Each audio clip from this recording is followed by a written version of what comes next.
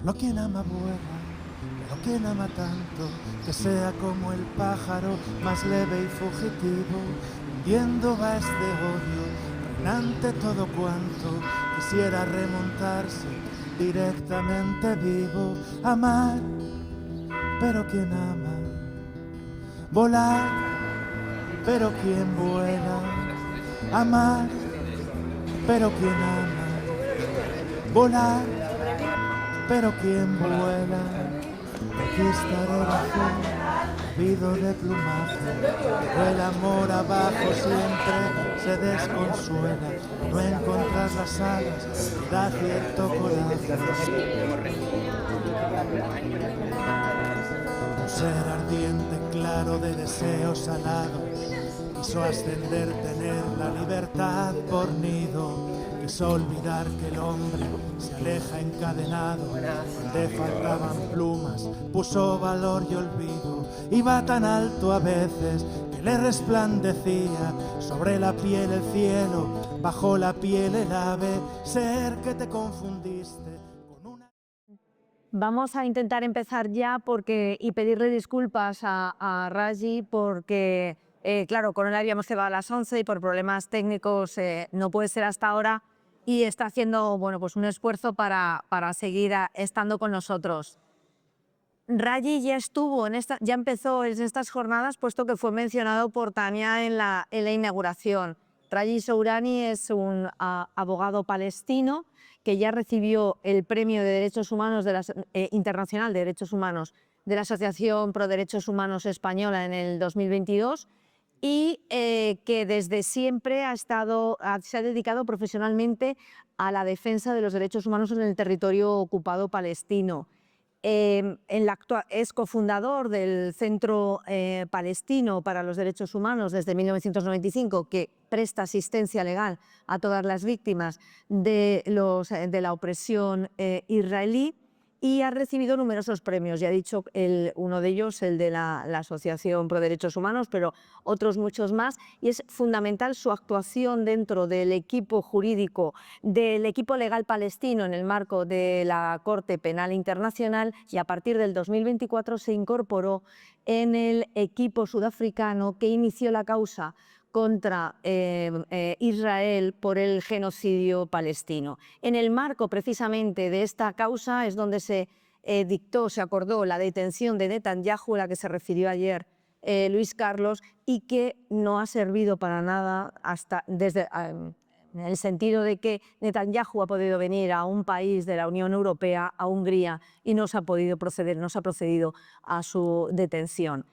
En cualquier caso, no voy a extenderme más porque lo interesante es escucharle a él como activista y defensor de los derechos del pueblo palestino, sobre todo y fundamentalmente a lo largo de la historia y en estos momentos en los que estamos viendo y estamos presenciando en directo un genocidio, y es fundamental que intentemos hacer algo desde nuestra posición y desde en cuanto a presión que podamos ejercer sobre nuestros gobiernos para poder colaborar y ayudar al pueblo palestino. Sin más, le doy la palabra a Raji.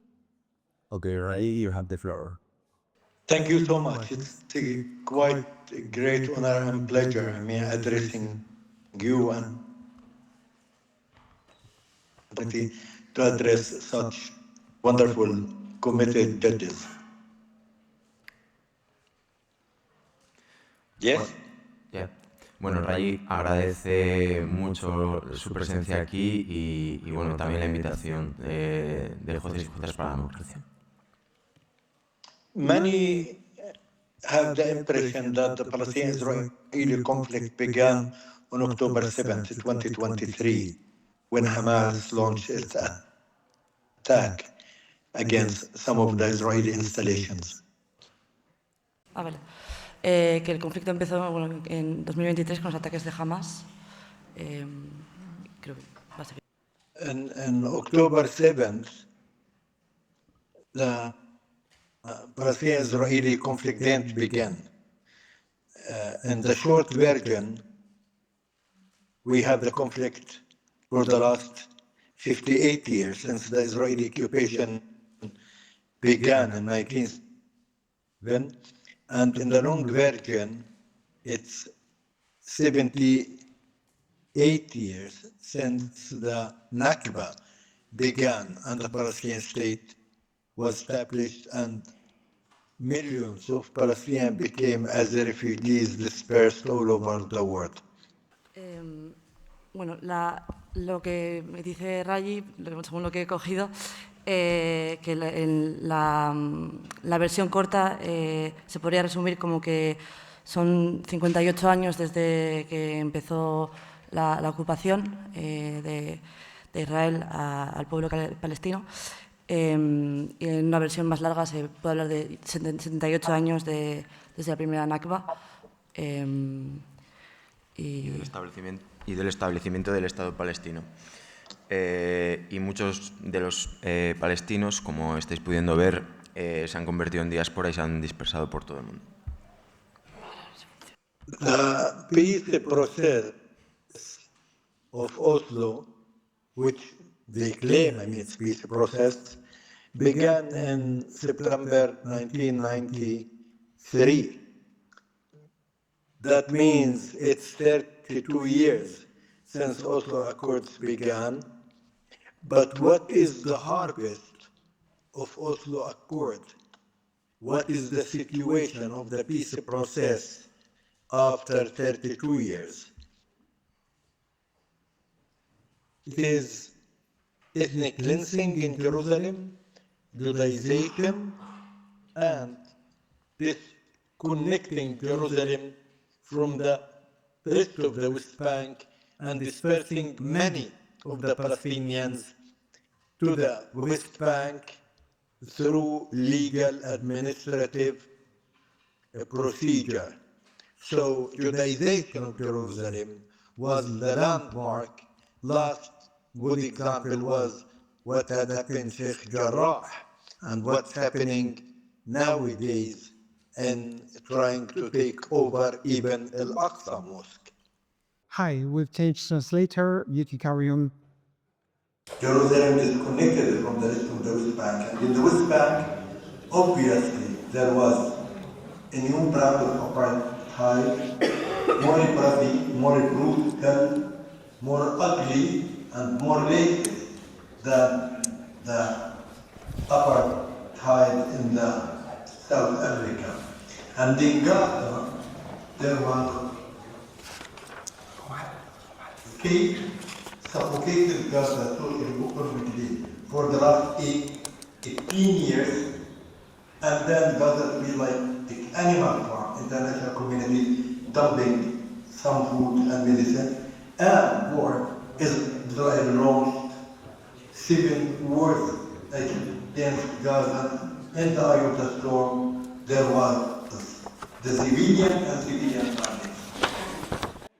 A partir de los acuerdos de Oslo, lo que sucede es que se aísla, se encierra Jerusalén y se empieza a dividir, a particionar Cisjordania en diferentes espacios, todos ellos afosados, pero el lugar que más sufre es Gaza, lo que se convierte en un espacio, lo ha definido como una granja de animales, básicamente, en el cual se viola todo tipo de derechos humanos y en los últimos 18 años se han llevado a cabo 7 guerras de punición. Esta es la última de ellas. The entire world was dealing with the Gaza and the occupied territories and the humanitarian case, not as a political one, not as a case of people who are struggling for self-determination, independence, and having legitimate right to get rid of criminal belligerent occupation. La comunidad internacional ha tratado la realidad en Gaza como si fuera un problema humanitario, no como si fuera una realidad de derecho político, de derecho a autodeterminación, de derecho a la tierra por parte de una población ocupada. Hamas attacked 3 days after the attack on October 2nd. The President of Israel said, "We will not distinguish between civilians and Hamas. everyone in Gaza completed and will be targeted. The Prime Minister said, Gazans should leave Gaza. No one should stay in Gaza. And the Minister of Defense said very two important things. For Gazans, there will be no distinction between civilians and Hamas. All of them are human animals, and there will be no water, no electricity, and no fuel. Inmediatamente después de los ataques de Hamas, del 7 de octubre, el primer ministro de Israel dijo textualmente: los gazatíes tienen que abandonar Gaza, y el ministro de Defensa dijo una frase que es perfectamente coherente con el pensamiento del Estado de Israel. Dijo: no habrá ninguna distinción entre Hamas y los ciudadanos de Gaza. Para nosotros todos ellos son animales y no recibirán ninguna forma de agua, electricidad o suministros. I spent the last 40 years dealing with the Israeli occupation garbage, meaning the war crimes, crimes against humanity, persecution, and a new brand of apartheid. And I legally documented all these crimes and war crimes, one by one. But I have to admit that I was naive or stupid, because I never thought Israel will come to genocide. And it's proven that I was totally wrong. Israel planned and intended from day one to genocide. Usually, it's easy to prove the material part, the practice of any given state in doing genocide.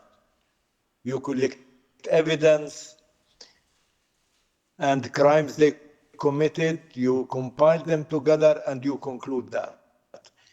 In our situation, there was from day one and on hundreds of public statements about the intent of the political level to do the genocide.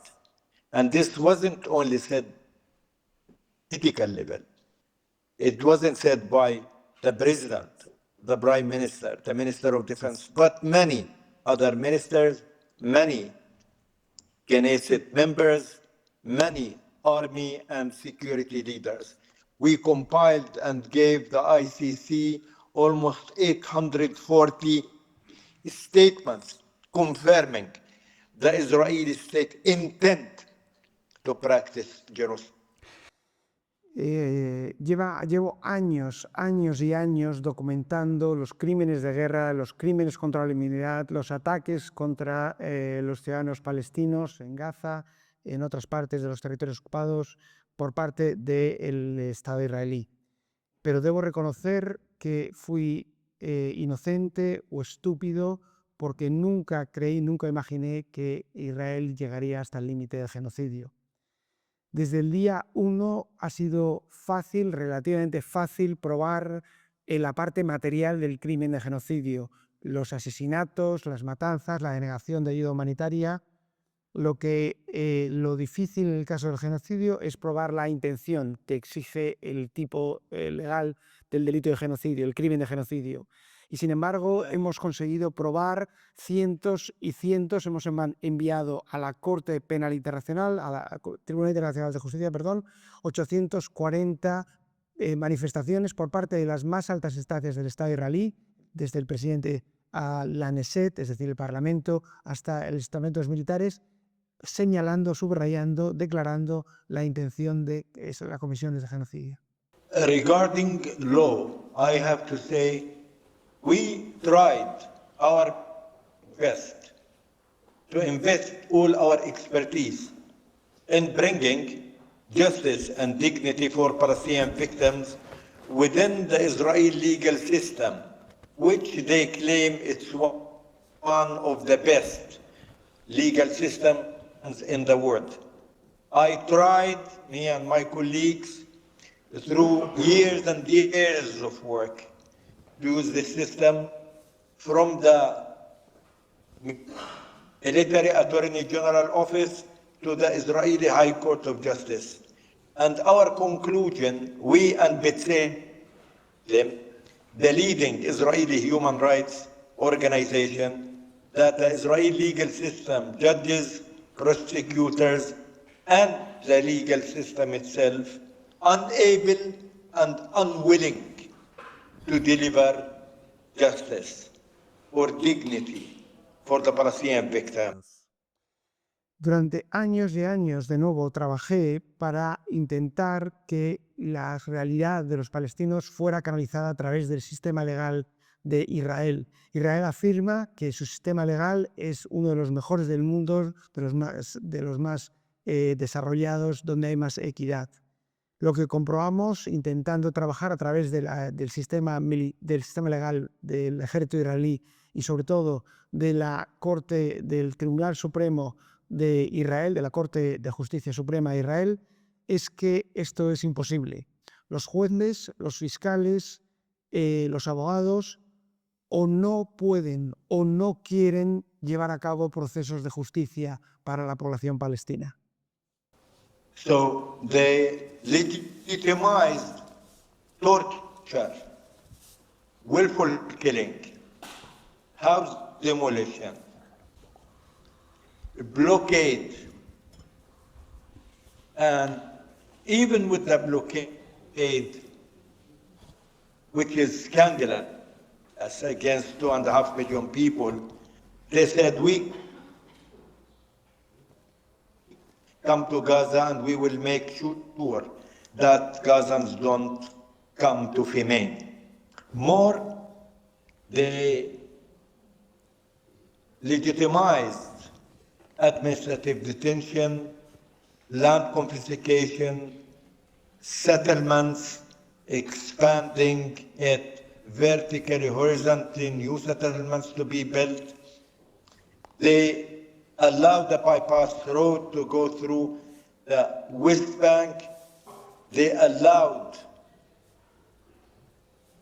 this new brand of apartheid to be erased, the discrimination to be clear. So it provided, as I said, full legal cover for all the crimes, occupation. That's why we resorted to universal jurisdiction. El Estado israelí, a través de su sistema judicial, ha legitimado la tortura, ha legitimado el asesinato voluntario por parte de fuerzas de seguridad del Estado, ha justificado la demolición de viviendas, ha justificado el bloqueo de Gaza, cuyo destino, cuya intención ha sido asegurar que la franja de Gaza sea inhabitable e invivible para cualquier ser humano. Ha legitimado la confiscación de tierras, ha justificado, legalizado, legitimado la construcción de asentamientos, ha justificado la construcción de un muro a través de Cisjordania. En general, ha establecido, legitimado y aprobado un sistema de apartheid y ha dado completa cobertura legal a este sistema, y por eso ha habido que invocar, porque no se puede hacer dentro del marco legal de Israel, la jurisdicción universal. When we resorted to that, not because we believed that the Israeli system is just and fair, but you cannot resort to universal jurisdiction before exhausting all national legal remedies. So we exhausted all that for years, and we proven with numbers, with names, with files, thousands of them, that this is the status of the Israeli legal system. And we resorted to universal jurisdiction cases in Switzerland, in UK, in Spain, in Netherlands, in US, in New Zealand, in Sweden, in South Africa. But unfortunately, we were blocked with that.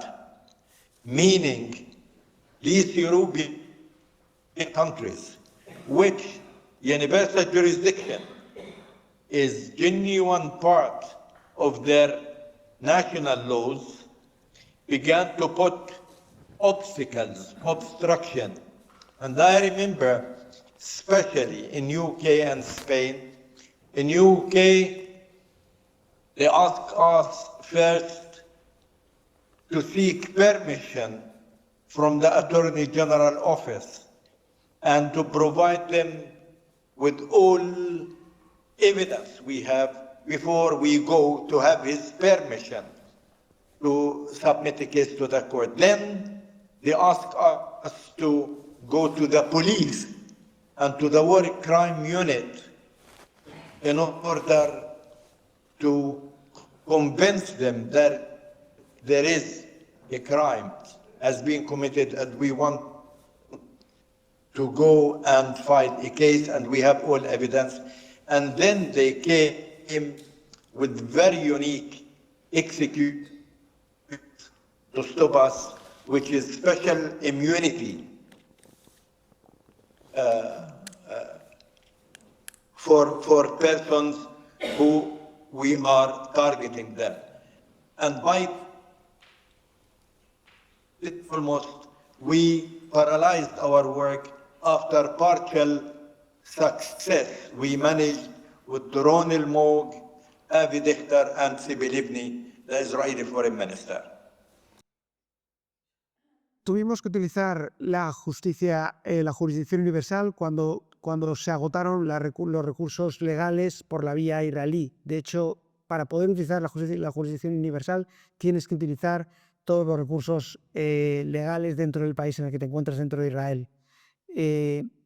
A partir de ahí iniciamos una campaña enorme a través de los países que tienen reconocida de una forma o de otra la jurisdicción universal y presentamos casos en Suiza, en el Reino Unido, en España, en Holanda, en Estados Unidos, en Suecia y en Sudáfrica. En general fuimos bloqueados por estos países. Nos dimos cuenta que los países que incluso habían reconocido la jurisdicción universal dentro de sus ordenamientos jurídicos, lo que estaban haciendo era ponernos una traba detrás de otra. El caso que describe con mayor precisión esta forma de bloqueos es el del Reino Unido, en el cual primero nos obligaron a pedir permiso para presentar un caso al fiscal general del país. Después nos obligaron a tener una aprobación por parte de la policía y de la unidad de crímenes de guerras. Y cuando finalmente fuimos avanzando, o al final utilizaron una figura que era la de inmunidad especial para las personas que estábamos buscando. Esto hizo que lo que pudimos avanzar tuvo un éxito muy parcial sobre lo que estábamos buscando. We in Spain submitted a case with Spanish colleagues to the Audiencia Nacional, and we were able to have a warrant 6 of the Israeli security, military, and army leaders.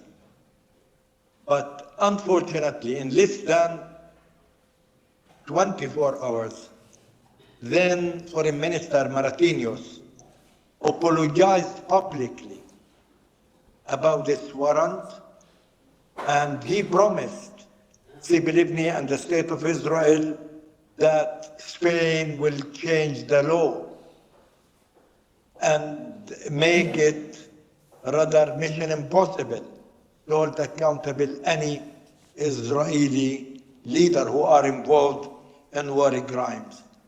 And I wonder then, who is talking?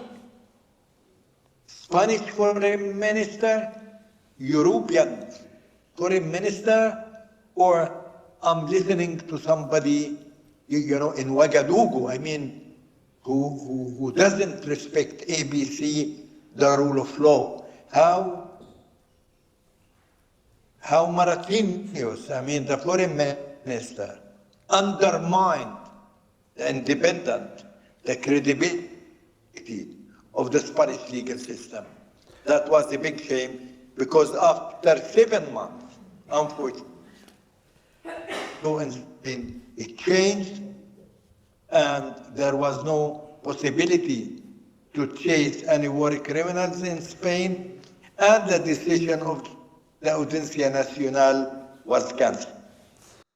En el caso de España, se presentó el caso a través de compañeros legales de España ante la Audiencia Nacional, un caso contra 6 miembros de las fuerzas de seguridad y del ejército israelí que habían cometido graves violaciones de los derechos humanos. Y en menos de 24 horas, creo haber entendido que fue el ministro Moratinos el que pidió disculpas, apareció pidiendo disculpas al Estado de Israel por este proceso que se estaba llevando en España delante de la Audiencia Nacional. Y la pregunta que me hago es, ¿quién estaba hablando ahí? ¿Era el ministro de España, el ministro de Asuntos Exteriores de España? ¿Era un ministro de Asuntos Exteriores de la Unión Europea? ¿O era un ministro de un país donde no se cumplen y no se respetan las leyes? En unos pocos meses, el ministro Moratinos, que había anunciado que cambiaría la ley española para que esto no volviera a ser posible, nos dimos cuenta de que era completamente imposible perseguir el caso delante de la Audiencia Nacional.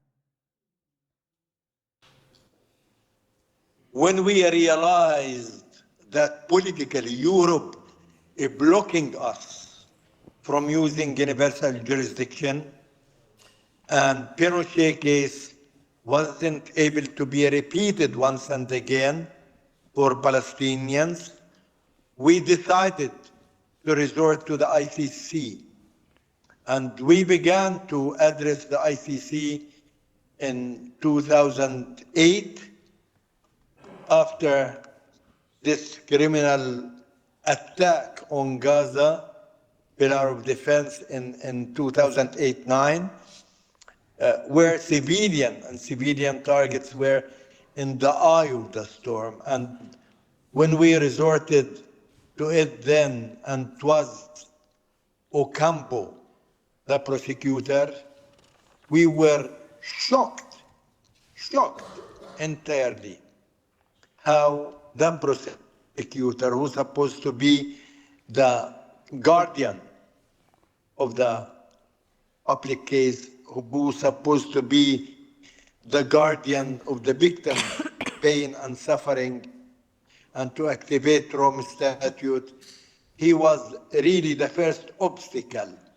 in having the Palestinians access to the ICC, and he put 4 conditions in front of us, which makes our access to the ICC rather mission impossible. But with that, we managed to be a member in the ICC in January 2015. And we began to use it effectively. Preliminary examination for 4 years, and after that, pre-trial chamber for 2 years, and the court and the courageous Fatou Bensouda, prosecutor, which acted like real hard African hard rock to defend the position and open the investigation. Cuando nos dimos cuenta de que Europa había bloqueado completamente la vía de la jurisdicción universal, entonces fue cuando ya la única recurso que nos quedó fue apelar a la Corte Penal Internacional. En el año 2008 solicitamos entrar en la Corte Penal Internacional después de durante los terribles ataques contra la población civil de la guerra contra Gaza del año 2008 y 2009, en la cual civiles fueron horriblemente masacrados. Y yo me quedé auténticamente estupefacto. Fue terrible comprobar cómo el fiscal de la Corte Penal Internacional, Ocampo, cuya tarea debía ser la protección de las personas que habían sufrido crímenes de guerra y crímenes contra la humanidad, cuya función principal es la defensa del Estatuto de Roma, fue el mayor obstáculo con el que nos encontramos en el camino. Pero no nos rendimos y seguimos trabajando hasta finalmente lograr formar parte del Estatuto de Roma y de la Corte Penal Internacional en enero de 2015. A partir de ahí se inició un proceso larguísimo con la pre-corte, años y años y años de trabajo, y finalmente nos convertimos en miembro de pleno derecho y pudimos iniciar procesos judiciales gracias al apoyo fundamental de los países del continente africano, que fueron nuestros valedores. Israeli Mossad threatened her to Bensouda in person inside the court compound, and she reported that to the Dutch security and police. They told her, "We will give you a paper. If you feel any threat, next time you just use the paper and we will come to you very quickly." That's stupid and very silly, and that's complicit. They just left her with no security. 2, President Trump, when he took over in 2017, he issued a presidential decree.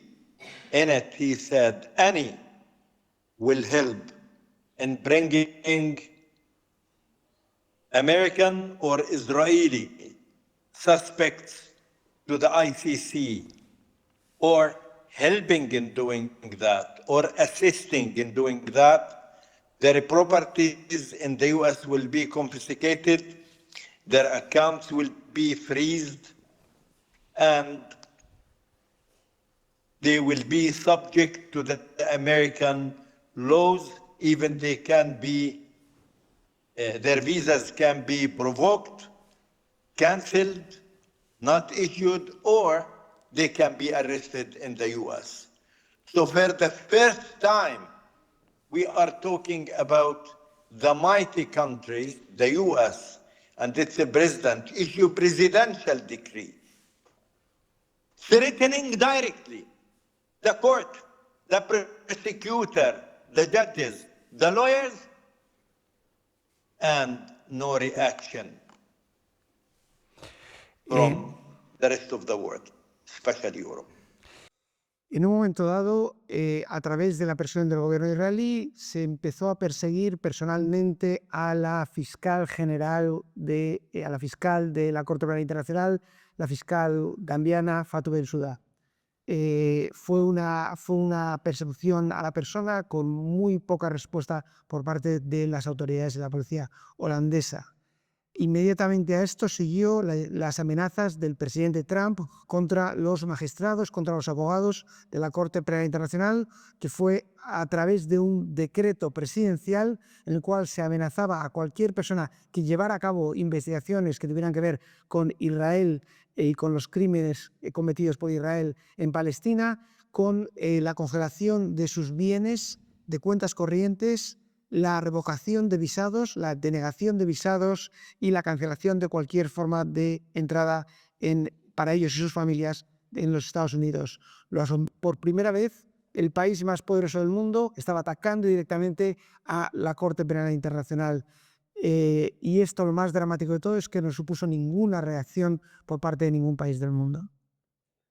When the war began, on October 7th, and the genocide began, we began to contact the ICC prosecutor and his office. He never answered. We began to contact the investigation committee of the ICC, and they never answered. And we were telling them, feeding them with what's going on. And this is genocide, and that's your mandate, and you cannot ignore this anymore, and you have to move. Nobody really moved. And then, when we felt, ICC has no intention really to move forward, we resorted to South Africa and Ireland, and we addressed them, and we discussed that with them. And at the end of the day, South Africa agreed to file the case at the ICJ. And in the ICJ, on 29th of December, the case was filed, and January 11th, 24, there was the first session. And at that session of the ICJ, I think South Africa made history. And that was a great day for justice, for rule of law, and dignity of man. When the South African legal team, which I'm proud, I'm part of it. Cuando comenzó la guerra y el genocidio el 7 de octubre, contactamos inmediatamente con el fiscal de la Corte Penal Internacional. No hubo contestación. Les estábamos rogando, por favor, tenéis que responder, tenéis que movilizaros, este es vuestro mandato, esta es vuestra obligación legal, pero nadie movió un dedo por parte de la Corte Penal Internacional en La Haya. Cuando vimos que no había respuesta de la Corte Penal Internacional, nos fuimos a la única alternativa que teníamos y contactamos con países amigos como Sudáfrica e Irlanda. Finalmente, Sudáfrica aceptó el increíble reto de presentar un cargo por genocidio contra el Estado de Israel delante del Tribunal Internacional de Justicia. El proceso se presentó, la denuncia se presentó el 19 de diciembre de 2023 y finalmente el 11 de enero de 2024 se dio la primera decisión por parte del Tribunal Internacional de Justicia. Ese día Sudáfrica hizo historia. Ese fue un gran día para la justicia, para el Estado de Derecho, para la dignidad del mundo. The legal team was able to bring the pain and suffering, the blood, the destruction, the massive killing, the massive destruction, the massive displacement and the starvation of Gaza, 2.5 million people, to the stage of the court.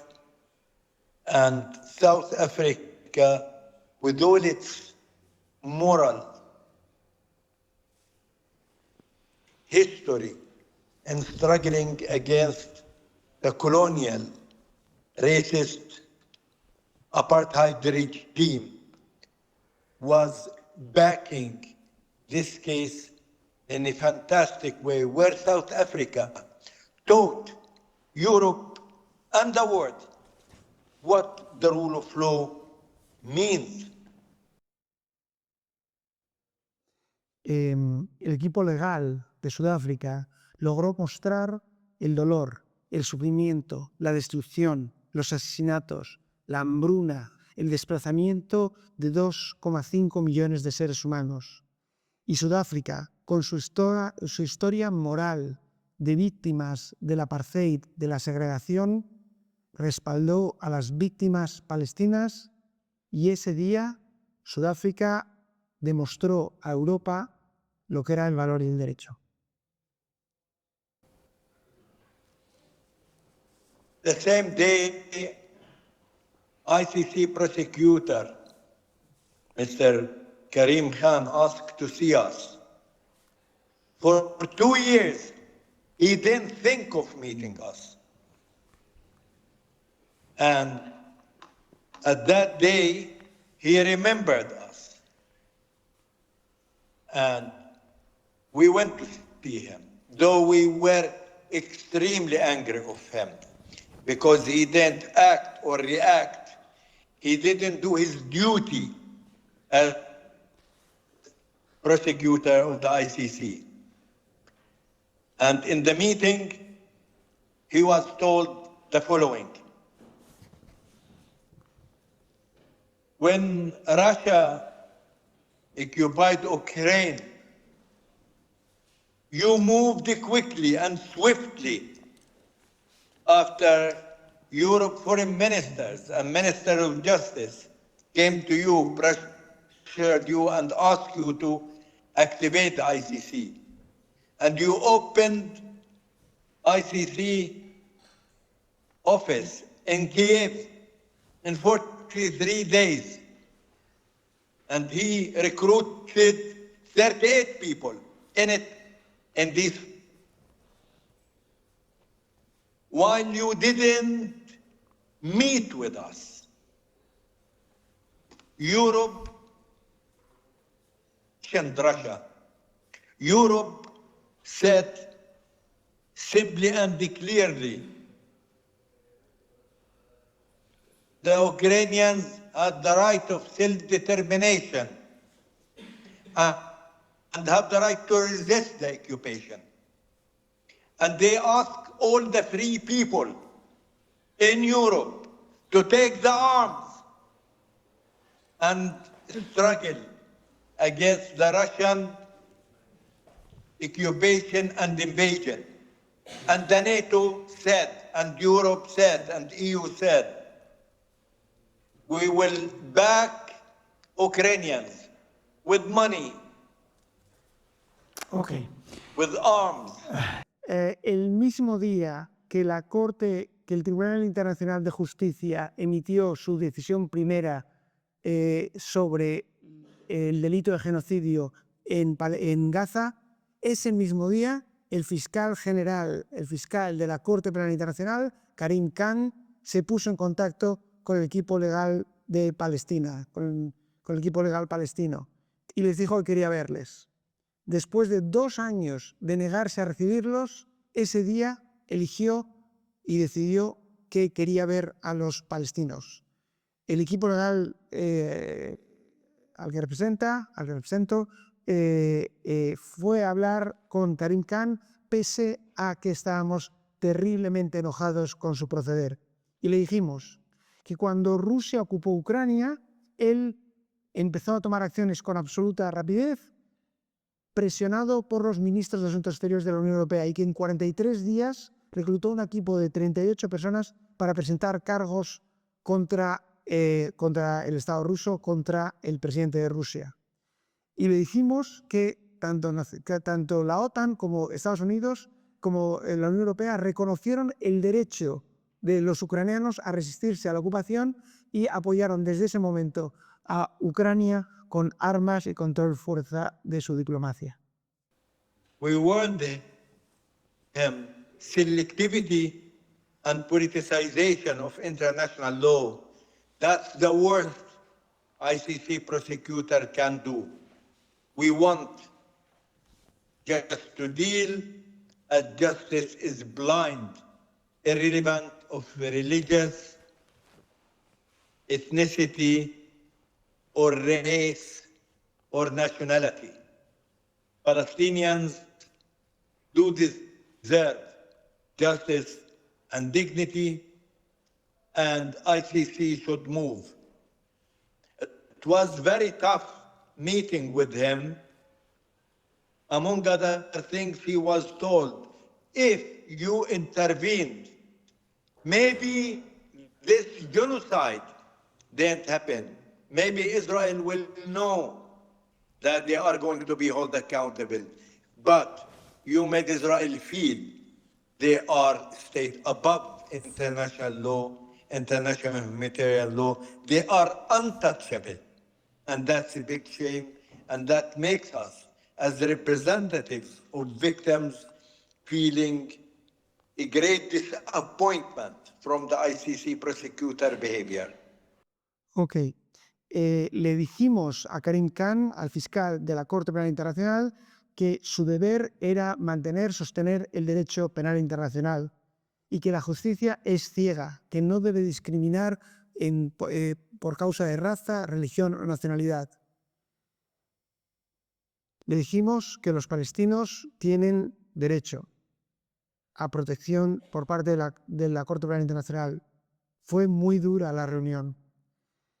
Le dijimos, si tú intervienes, Israel entenderá que no son invulnerables al derecho internacional, sino los palestinos seguiríamos sintiéndonos desprotegidos, desamparados por el derecho internacional.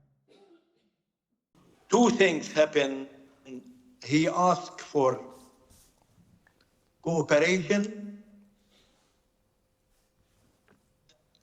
and from helping the court as much as we can and to give him some time. We agreed on that, and we told him, you didn't even need our evidence because the genocide broadcasted live on air at the real time, and the whole world is watching it. But we help you with our utmost, though we are greatly disappointed so far. At the ICC, we managed to have 3 provisional measures decisions in January, February, and March. And he, in May, issued 5 warrants against, 2 of them against Netanyahu and Gallant. Fortunately, neither the provisional measures were implemented or the warrants implemented for simple reason. Europe has no political will to do that. ICJ don't have army. ICC don't have law enforcement agency.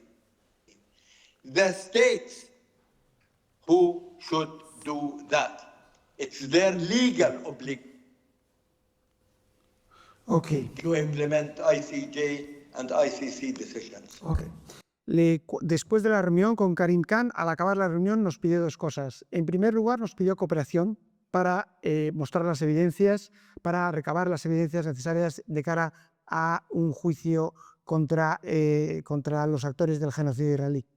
En segundo, de los crímenes de guerra en este caso y crímenes contra la humanidad israelíes. Lo segundo que nos pidió fue que le diéramos tiempo para llevarlo a cabo. Le dijimos que estábamos de acuerdo, pero que él no necesitaba que nosotros le proveyéramos de evidencias porque el genocidio israelí estaba siendo retransmitido en directo a todos los lugares del mundo y que todo el mundo lo estaba viendo. Le enviamos, a pesar de todo tipo de evidencias, y a raíz de los casos en la Corte Internacional de Justicia y la Corte Penal Internacional logramos 3 medidas cautelares contra la continuación del genocidio por parte de la Corte Internacional, del Tribunal Internacional de Justicia en los meses de enero, febrero y marzo, y por fin una orden de búsqueda y captura contra 5 personas, 3 miembros de Hamas, el primer ministro israelí Benjamin Netanyahu y el ministro de Asuntos y el ministro Yoav Gallant, en el mes de mayo. Sin embargo, desde entonces ninguna de estas medidas, de estas 4 resoluciones, ha sido implementada por falta de voluntad política. Son los estados los que tienen que hacer cumplir estas decisiones internacionales. Till now, it's obvious what you are seeing, internationally. First, President Trump, one of his presidential decrees again, he issued another presidential decree providing sanctions against any who will help in bringing Israelis or Americans into justice. And he promised to do that very effectively. We have part of our legal team American lawyers. And I can assure you, I never ever saw lawyers scared till death as these fantastic lawyers who are helping us. I never, as they say, they never thought, because they are lawyers and because they are helping victims and because they want to use effectively international mechanisms, legal mechanisms, in the most important courts on earth, the ICJ and the ICC, they can't be subject to harassment, to punishment, even by their own country, US, which is a big shame. Es obvio lo que está sucediendo internacionalmente. De nuevo, el presidente Trump emitió un nuevo decreto presidencial estableciendo sanciones contra toda persona que ayudara a la Corte Penal Internacional en los casos contra los líderes israelíes. Sanciones durísimas a personas concretas. Lo que más me ha llamado la atención es que parte de nuestro equipo legal está conformado por abogados estadounidenses. Y lo que os puedo contar es que he visto que tienen un miedo incontrolable a las amenazas, después de las amenazas del presidente Trump. Y todo porque son abogados y quieren que se cumpla la ley delante de las dos cortes más importantes de derecho internacional en el mundo. Están aterrados por las consecuencias para ellos y sus familias. Prime Minister of Netherlands, the hosting country of the ICC and ICJ, he said if Netanyahu comes, though there is a warrant against him, there should be no problem. We will manage with that. You are the Prime Minister of the hosting country of the ICJ and ICC, and you say if Netanyahu, the one there is warrant against him, he will manage. The same thing with Germany, with France, with UK. That's a big shame. That's a big shame. Where is the rule of law? Where is the respect for the ICC, ICJ? Where is the respect of rule of law? ICJ, we have 3 provisional measures to allow basically humanitarian aid and food to go in. All the hospitals erased, destroyed. The patient, the doctors, the nurses, the equipment, operation theaters, destroyed, erased and killed.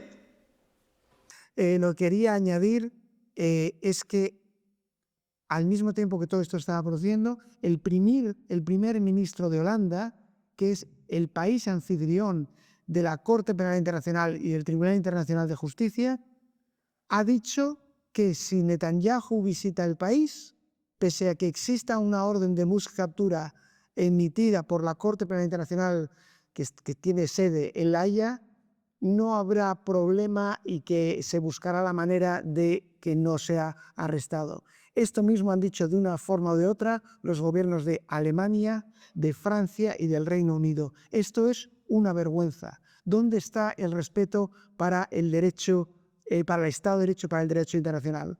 La Corte Penal Internacional ha emitido 3 órdenes cautelares para que, entre otras cosas, que el gobierno israelí abra sus puertas a la ayuda humanitaria en la Franja de Gaza. Esto no se ha hecho, se continúa destruyendo toda la infraestructura de ayuda, toda la infraestructura de habitabilidad en Gaza. ICC, international law, international humanitarian law, human rights, it's not a Palestinian invention. It's the creme de la creme of the human experience, especially after the Second World War, when the Holocaust happened, when the atrocities happened, when 85 million Europeans has been killed. Cities, villages, erased and don't exist. The intellect, the politics, and the sociologists, everybody get together and they said, war happened between armies. Civilians should be protected at the time of war. And that's what we have to do in the future, for future generations. And that's why there was the Nuremberg trials, accountability. And that's why there was Geneva Conventions to protect civilians at the time of war.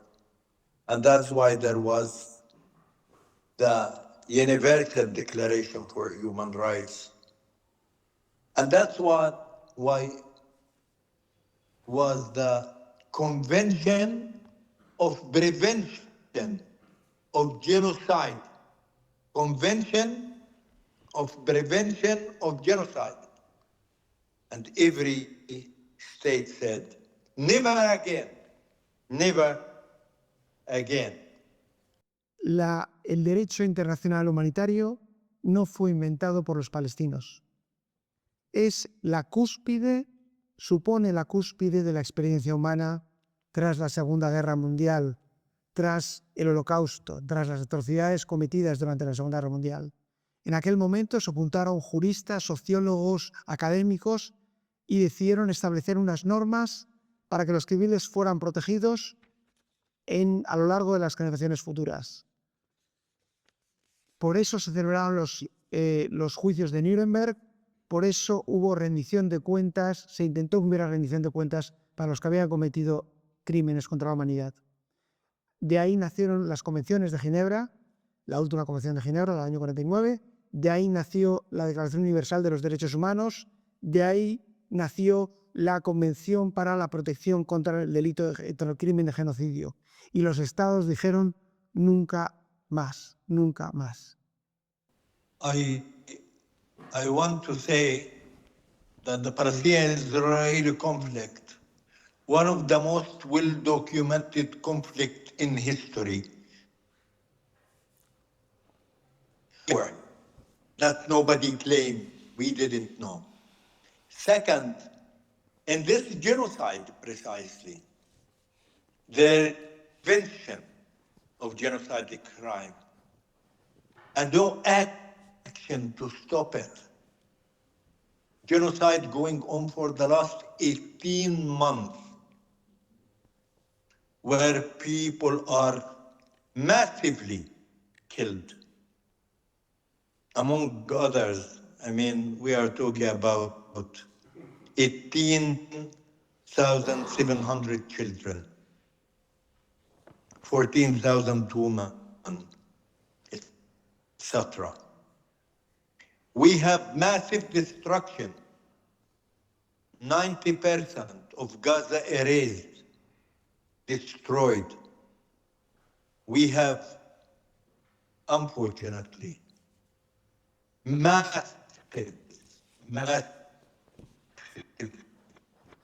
displacement times. Some people displaced 13 times. And we have famine, we have starvation. All that man-made with big M, all that incubation made. Not only that, but the intent is clear and obvious. And they say it up once and again.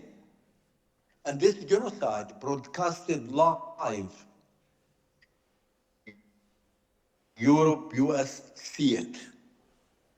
And they are legitimizing it by saying Israel do have the right of self-defense. Shame on them. Big shame of legitimizing genocide against Palestinian people. I don't know what we did to Europe or US, what our children committed against US and Europe. Why they allowing this to happen? Why they still supporting Israel politically, legally, with arms, which we and our children are killed with. It's obviously the rule of jungle. And I think Gaza is a graveyard of international law, of international humanitarian law and human rights. And that shouldn't be. That shouldn't be. We will keep our struggle for justice, for rule of law, for human rights, for dignity of man, till the last breath. We will never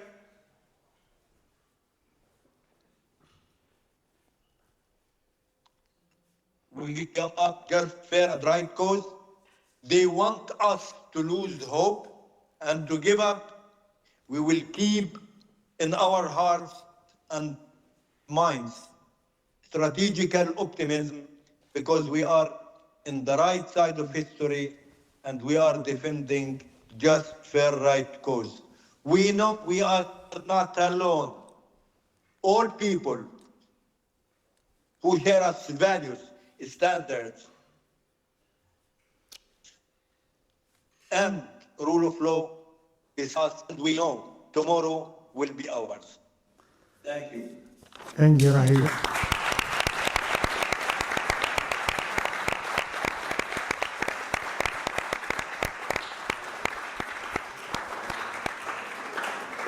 Voy a intentar traducir las palabras, aunque creo que no hace falta traducir la emoción. Este es el conflicto mejor documentado de la historia de la humanidad. Nadie podrá decir que no sabía lo que estaba sucediendo. Nadie ha detenido 18 meses de genocidio, 18.200 niños asesinados, 14.000 mujeres asesinadas, el 90% de Gaza aniquilado, desplazamiento masivo. Ha habido personas que se han visto obligadas a dejar sus casas hasta 13 veces, hambruna, una hambruna creada por el ser humano, creada por la ocupación. La intención es clara, es evidente y se dice abiertamente: esto es un genocidio retransmitido. Estados Unidos y la Unión Europea lo están viendo y lo están legitimando. Israel, dicen, tiene el derecho a autodefenderse. Esto es una vergüenza, es una vergüenza. ¿Qué les hemos hecho nosotros a los Estados Unidos y a la Unión Europea? ¿Por qué apoyan con armas legalmente y políticamente a Israel? Nuestros hijos están muriendo. Gaza es el cementerio de los derechos humanos. Gaza es el cementerio del derecho penal internacional. Seguiremos con nuestra lucha por los derechos y por la dignidad hasta el último aliento. Quieren que perdamos la esperanza, pero no lo vamos a hacer, porque todas las personas de buena voluntad en el mundo están de nuestra parte. Muchas gracias.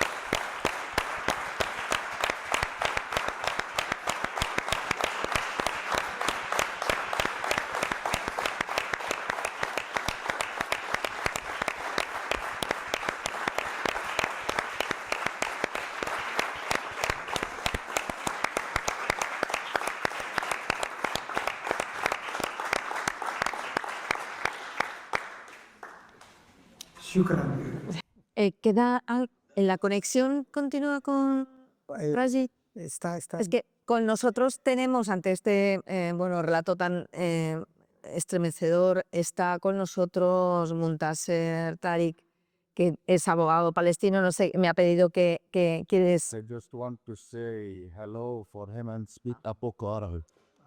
Go. Assalamu alaikum. Staznaki. No creo. No. Assalamu alaikum. أستاذنا للتصبح منتصر عبد الله من بيت لحم المحامي الفلسطيني للأمانة دلان كان والطريقة إيران كان جدا يعني أنا استفيد وغومبا رديت كتنت بمعرفة وللأمانة أنا الكويت في مدرسة اسبل دي التجمع الديمقراطي دي حكيت عن حضرتك وأنا دخلت بريد وكنت أسمع اسم حضر ده والمركز اللي إلكو في غزة وده مكان شت عنه مع نتشكوري فاونديشن صارت فترة كل برامنا نبتك والله يخطم وقتكم إن شاء الله عليك. Thank you, gracias en español, gracias. And pardon to habla arábica.